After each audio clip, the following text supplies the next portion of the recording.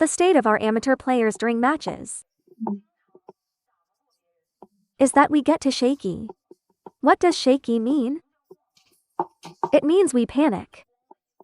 Look, after I serve, look at me. I can't stay still. Then I don't know where to go. Or I just freeze completely. Just totally panicking. Actually, after serving, you should stay focused and balanced. Play steadily. When you're receiving, your body must stay firm. Stay loaded with power. For example, when pushing, don't rush or panic. Most errors come from ourselves. That's why when we play a match, our performance just falls apart. But when we watch others play, we think they're bad. You can't see yourself. From the sidelines, the game looks easy. But once you play, you realize how hard it really is.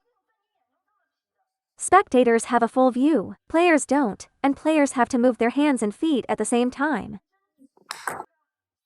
This is one of the misunderstandings. Many of our errors are actually self-inflicted. If you stand too close after serving, you'll get jammed. If you don't step back after serving, you can't loop properly. It's all caused by yourself. Every single shot. Handle your own stroke first. Serve with good quality. Lower your center of gravity. Squat down and loop that ball properly. Then think about the next move. Now most people panic right after serving. When the ball comes, they rush. I must hit it back. That's not the right rhythm. The higher the level, the better players control the rhythm. They wait. Calmly, every ball under control.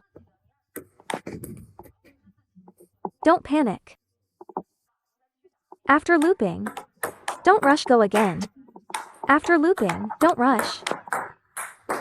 Keep everything under control. Many players, as soon as the ball comes, they can't wait to attack.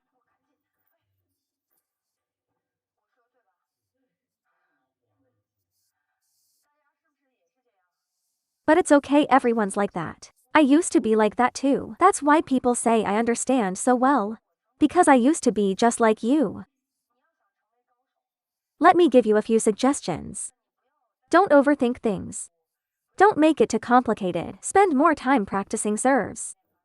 Use 50% of your time, because you can't control how others receive your serve, but you control your own serve. If your opponent attacks your serve right away, that's your problem.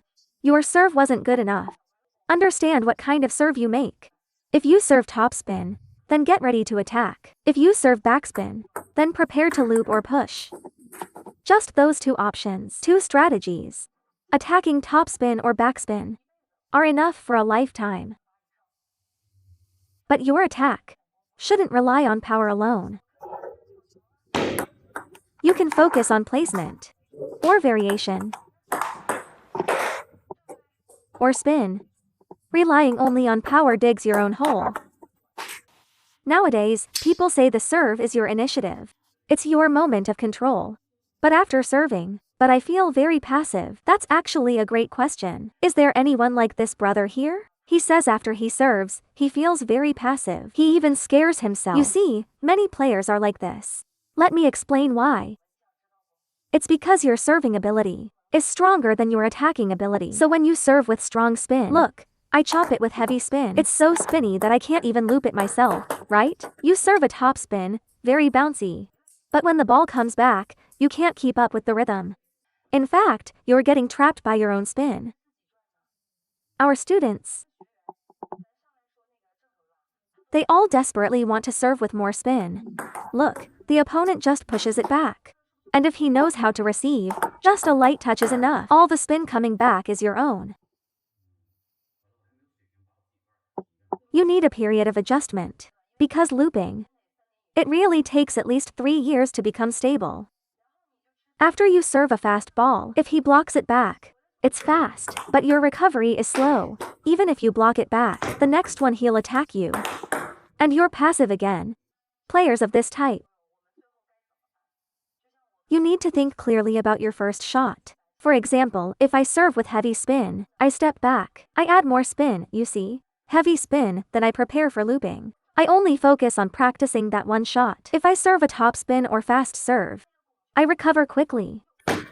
Small movement, I attack immediately.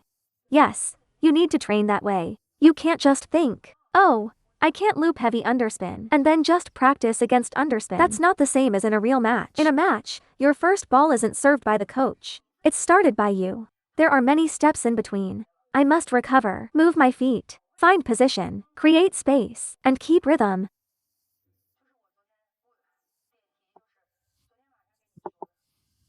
You must train with purpose during matches. For example, today I only practice attacking after a heavy underspin serve. Tomorrow I'll focus on attacking after a topspin serve with more power or placement. Serve short and flick it up. I'll practice changing direction. Only by doing that can you improve one skill. And it's consistency. Continuity. Playing matches aimlessly is the worst for improvement. Right now, your serve spin is much stronger than your attacking power. That's why you make mistakes. Now you need to train your third ball attack ability. Because after your serve, there are too many uncertainties. That makes you feel nervous and unstable. So when you serve heavy underspin, the opponent can only push. If it's short, he can't loop, just pushes back. Then that's the ball you practice attacking. If you serve long, you practice attacking topspin. Understand this first. That's how the professional teams train too. If you don't train like that, you may loop well in regular drills and flick well too, with a solid technique. But once in a match, everything falls apart. Alright, take some time to absorb all this. And next, we'll talk about receive. I think the most stable way to receive a serve is to attack. Actually, for amateurs, the most stable way to receive is by pushing. But I'll give you a really good piece of advice. Nowadays, because of the hook serve and the rise of reverse spin and better backhand serves, many players can still push against left side spin or top side spin. But they definitely can't push a hook serve. So, I suggest you still make offense your main focus. For example, from the start I built the habit of flicking against underspin. At the beginning, you'll often fail to flick. It takes a process. But if you never try, you'll stay at the same level forever. If we want to improve, we must start by changing ourselves. In matches, serves vary in length. They try to pin you so you can't find the point to flick. You may feel uncertain, not daring to flick. But honestly, sometimes I just don't understand. Why are you afraid of losing? Why do you want to win? At this stage, you shouldn't even be thinking about winning. It's like an elementary school kid thinking about making money or dating. That's just not what they should focus on right now. At your current level, even if you win, it's just luck. You push a half-high ball, the opponent misses. They eat your serve.